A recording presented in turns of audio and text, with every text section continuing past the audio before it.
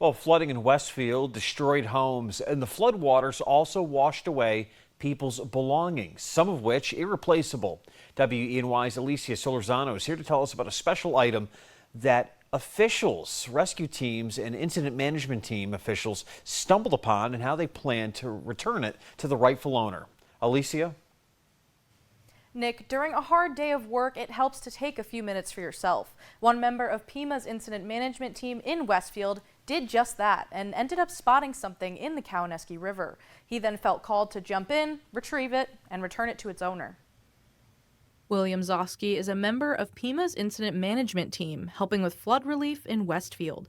On Sunday, during a routine break, Zosky saw a bright-colored object in the river that caught his attention. Figuring out maybe it's a photo album, so I went out and waded out through the water. I reached down and got it, and then when I opened it up, of course mud and some water came out with it. There were some notes and some personal things, some addresses, phone numbers, and it had what appeared to be a woman's name on it.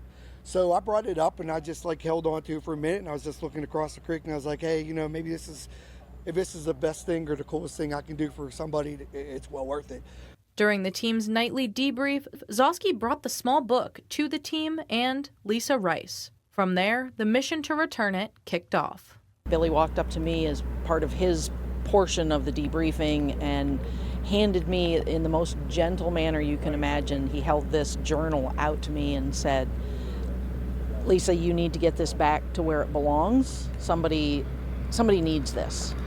Rice was able to make out some information and made a call, which went unanswered. But Rice was determined. She happened to recognize another name and knew it belonged to a woman who had just lost everything. Rice quickly headed to the address.